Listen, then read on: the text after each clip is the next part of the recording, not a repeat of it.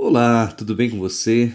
Paulo Rafael aqui para gravar o comentário da lição número 6 desse trimestre, onde nós estamos tratando do tema do grande conflito. Lição de número 6, o título As Duas Testemunhas. Só lembrando a cada comentário que o autor é o pastor Eleazar Domini, do canal Fala Sério Pastor. Ele é o convidado desse trimestre pela CPB para estar escrevendo esse material, esses comentários, ok? A gente só está auxiliando os irmãos nos estudos, no estudo da lição, né? Gravando aqui em vídeo os comentários, ok? Vamos lá então, introdução. Ao longo dos séculos, o inimigo de Deus sempre tentou ofuscar ou destruir completamente a palavra do Senhor. A razão para o ódio contra as Escrituras é que ele sabe que a Bíblia não é um livro qualquer, pois nela o leitor encontrará as palavras da vida eterna, como disse, né, o próprio Senhor Jesus Cristo. Durante a Idade Média, Satanás usou a liderança religiosa para acrescentar livros à Bíblia, que nós conhecemos como os livros apócrifos, né? Só existem na Bíblia católica, e para proibir a leitura da Bíblia por parte do povo. Assim, as pessoas teriam que obedecer cegamente a tudo quanto a igreja dissesse. Isso é histórico, não está escondido de ninguém, né? A Igreja Católica fez isso. Usando uma analogia do cabo de guerra, podemos dizer que a igreja puxou tanto a corda para um lado que ela arrebentou, no que ficou conhecida como a Revolução Francesa. Entretanto, como um movimento pendular, quando a corda arrebentou, a Revolução Francesa foi para o completo oposto da religião e da fé. As perseguições afligidas pela igreja durante a Santa Inquisição, né, que de santa não tem nada, tá inclusive entre aspas aqui a frase, fez com que as pessoas clamassem por liberdade. O grito de liberdade se consolidou na Revolução Francesa, mas infelizmente esse movimento veio acompanhado de libertinagem, ateísmo e todas as ideologias humanistas. E quem sofreu mais em ambos os períodos? A Bíblia. Ela havia sido escondida e usada como instrumento para causar terror e pânico na população durante a Idade Média. Agora, durante a Revolução, ela foi rejeitada e odiada pelo ateísmo revolucionário francês. Deixa eu só acrescentar um comentário meu aqui. Eu tenho até um sermão que eu prego, já preguei algumas vezes. Esse sermão foi até tirado de um podcast antigo que existia, Biblecast, e eu lembro muito bem, esse episódio me abriu muito a mente, e eu transformei num sermão que é o efeito borboleta. Tava esquecendo aqui, né? Se você procurar aí Biblecast, efeito borboleta, você deve encontrar no YouTube ou na internet, no Google, enfim. Os efeitos, né? Tudo aquilo que a gente faz causa um efeito positivo ou negativo. Tudo, absolutamente tudo. Nesse momento, a gente está causando um efeito positivo ou negativo na vida de alguém. E essa perseguição que houve principalmente na Europa, hoje quando você olha por parte da igreja, na igreja católica perseguiu os cristãos, e hoje um ramo da filosofia diz que o cristianismo é mau, ele é o maior causador das guerras. Eu já ouvi isso várias vezes. Mas o cristianismo não, a Bíblia não, a fé não, verdadeira não deveria causar isso. Mas essa alienação da fé, essa ruptura com a fé, com a verdade, com a integridade da Bíblia, causou isso. E você olha para a Europa hoje, é o continente mais ateu, né, que existe. É a região onde está concentrada a maior concentração de ateus está lá. Por quê? Porque é o lugar onde foram perseguidos, né? Foi o efeito borboleta, a ação, né? Que gerou, infelizmente, negativo. Então ele sai de uma cegueira na Idade Média para uma ruptura com a Bíblia na Revolução. Felizmente, a palavra do Senhor não ficaria prostrada, ela despontaria para cumprir seu papel no fim da história terrestre. Bom, primeiro ponto aqui, Zacarias e Apocalipse. E disse-me, que vês? E eu disse, olho e eis que vejo um castiçal todo de ouro e um vaso de azeite no seu topo, com as suas 7 lâmpadas e 7 canudos, um para cada uma das lâmpadas que estão no seu topo, e por cima dele 2 oliveiras, uma à direita do vaso de azeite, a outra à sua esquerda. Respondi mais, dizendo-lhe: que são as 2 oliveiras à direita e à esquerda do castiçal?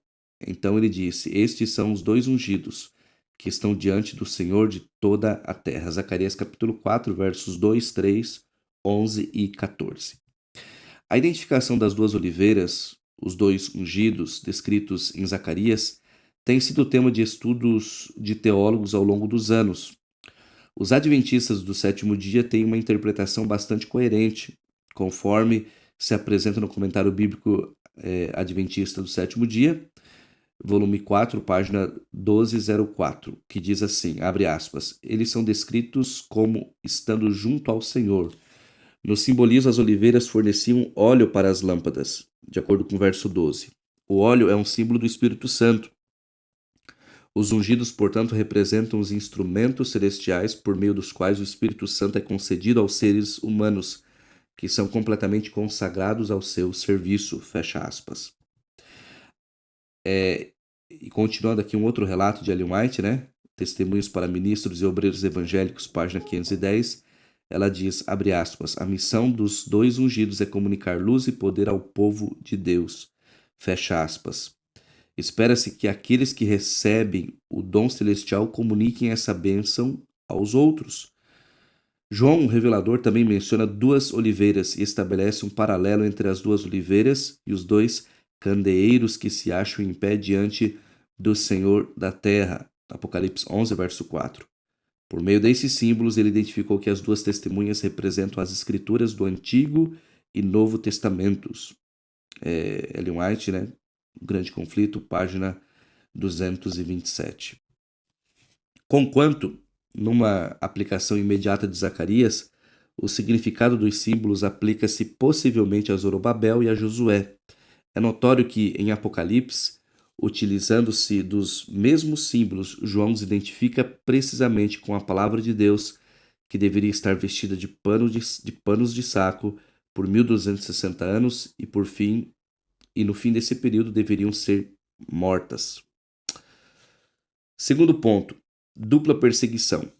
Como bem observado nas lições anteriores, a Bíblia permaneceu quase inteiramente fora do alcance da população durante a Idade Média, a Idade das Trevas. Trevas espirituais pairavam sobre a Europa, uma vez que o clero não permitia que as pessoas tivessem acesso à palavra de Deus. Deixa eu abrir mais um parênteses aqui, um comentário adicional meu. Até ontem eu estava explanando uma lição em uma aqui de nossas igrejas, a Igreja do São Sebastião, e há uma visão católica, né? Isso foi amplamente difundido pela Igreja Católica, de que quem lê a Bíblia é louco. Na lição anterior nós vimos que os clérigos, né, os sacerdotes, enfim, o Papa e etc., os padres, eles diziam, olha, vocês não têm capacidade para interpretar a Bíblia, somente nós. Nós somos os especiais, né, aqueles que podem realmente interpretar a Bíblia, então vocês não devem estudá-la. Se vocês lerem a Bíblia, vocês ficarão loucos. Eu tinha um colega meu, trabalhei com ele, e uma vez eu perguntei para ele se ele tinha uma Bíblia em casa. Ele era católico, extremamente defensor da igreja, né? Mas, como se popularizou, né? Não praticante. Nem sabe o que é Bíblia, porque eu perguntei para ele o que é Bíblia, se ele tinha uma Bíblia, foi a mesma coisa que se eu perguntasse se ele tinha um pacote de cocaína de 10 quilos em casa. Ele falou, tá louco? Eu não quero, não. Eu não tenho isso, não. De jeito nenhum. Eu falei, você não tem uma Bíblia em casa? Ele falou, não, de jeito nenhum. Eu falei, mas a Bíblia é tão simples, tão fácil de ter uma Bíblia. Você quer? Eu te arrumo uma Bíblia, eu te dou uma Bíblia de presente. Ele, não me venha com Bíblia. Então isso foi o quê? Isso foi a igreja, né, que foi colocando esse medo no povo para eles manter o povo no cabresto mesmo, para que eles não interpretassem, porque é notório, se você lê a Bíblia, você abandona a igreja hoje. Porque a Bíblia ensina, a igreja ensina completamente o que a Bíblia, o que vai contra a Bíblia, né? Guarda do domingo, que não existe na palavra de Deus. A Bíblia ensina a guarda do sábado, adoração de imagens, né? Veneração de imagens, intercessão de Maria. Maria Respeitamos a mãe de Jesus, porque com certeza foi uma mulher piedosa, mas ela está descansando no pó da terra. Ela não pode interceder por ninguém, absolutamente ninguém, não há como ela fazer isso, ser uma mediadora. Mas na tradição católica, e aqui é bom frisar, tradição, se cultua Maria, mas biblicamente nós não temos nenhum fundamento para isso, né? Bom, vamos seguir aqui, fecha aqui a caixinha de observação, pelo menos por enquanto, e vamos seguir aqui com o texto. O mau uso da Bíblia por parte do clero aprisionou milhares de pessoas por séculos. Mesmo em meio a tantas trevas espirituais, Deus sempre teve seus filhos que, a custo da própria vida, tinham acesso às Santas Escrituras e a copiavam à mão para distribuir entre as pessoas. Os valdenses, albigenses, huguenotes e outros se destacaram nessa obra. Assim, as duas testemunhas profetizaram por 1260 anos vestidas de panos de saco. Os 1260 anos, profeticamente, indicam o período de supremacia papal e perseguição promovida por parte da Igreja Católica. Esse período iniciou em 538 d.C. e se estabeleceu, se estendeu até 1798, quando o general Berthier, a mando de Napoleão Bonaparte, aprisionou o Papa Pio VI no dia 10 de fevereiro daquele ano. É nesse contexto que a França revolucionária, simbolizada por uma besta que sobe do abismo, declara guerra contra a religião e a Bíblia. A besta que surge do abismo pelejará contra elas, e as vencerá e matará. Apocalipse 11, verso 7. O poder ateísta que governou a França durante a Revolução e o reinado do terror desencadeou contra Deus e sua santa palavra uma guerra como jamais o mundo havia testemunhado. O culto à divindade foi abolido pela Assembleia Nacional. Bíblias eram recolhidas e publicamente queimadas com toda a manifestação de escárnio possível. A lei de Deus era pisoteada e as instituições das Sagradas Escrituras abolidas. O dia de repouso semanal foi posto de lado e, em seu lugar, cada 10º dia era dedicado à orgia e blasfêmia. O batismo e a comunhão foram proibidos, e anúncios afixados visivelmente nos cemitérios declaravam que a morte era um sono eterno. A França, incrédula, fizeram silenciar a voz reprovadora das testemunhas de Deus. A palavra da verdade permaneceu morta em suas ruas, e os que odiavam as restrições e exigências da lei de Deus estavam contentes. As pessoas publicamente desafiavam o Rei dos Céus. Isso tudo está registrado no livro Grande Conflito, página 232 e 233.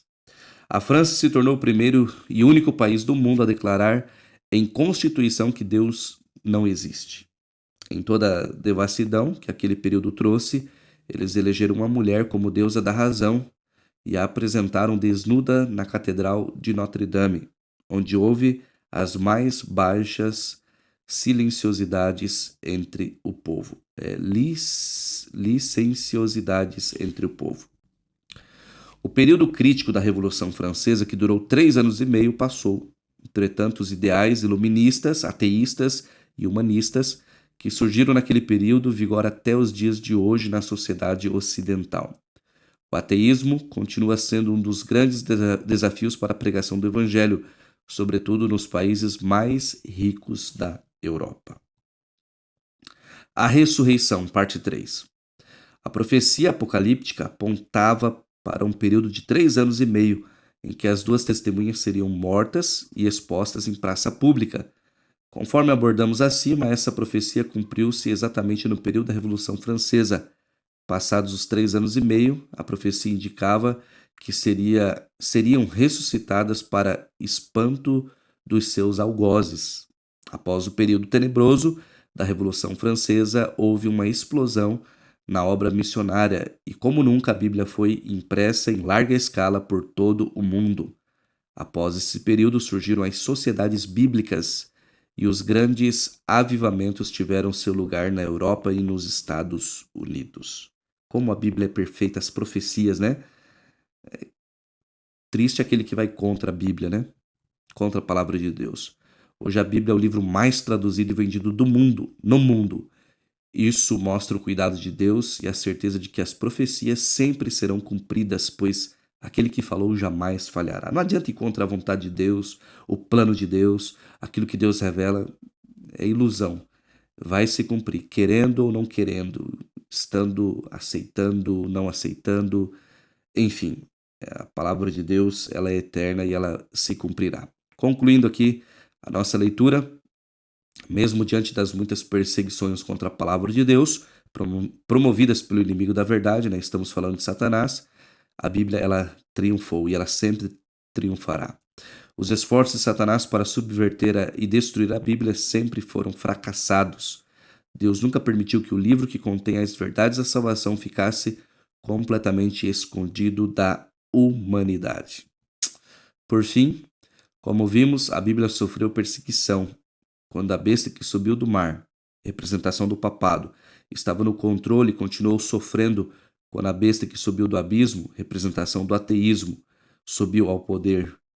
Fosse essa religião ou, pela falta dela, a palavra de Deus sempre foi alvo de perseguição do diabo.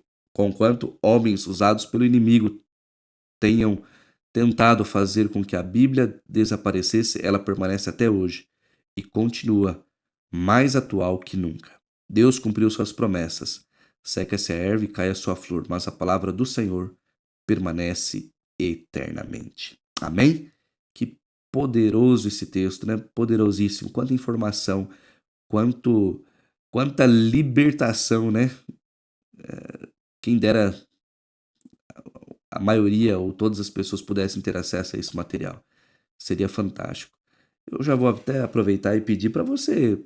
Você sabe que não é difícil, é raro, não sei se alguma vez eu fiz isso, mas curta aí esse vídeo, compartilhe, porque isso pode chegar a mais pessoas. Isso pode chegar e é necessário que chegue essas informações, né? Porque aí, pelo menos, as pessoas deixarão de ser ignorantes. Se elas quiserem continuar com a venda nos olhos, aí já é um problema delas. Mas essa verdade ela precisa ser difundida, ok? Um forte abraço para você, fique com Deus. Deus lhe abençoe no estudo desse trimestre, estudo fantástico. Forte abraço, tchau, tchau.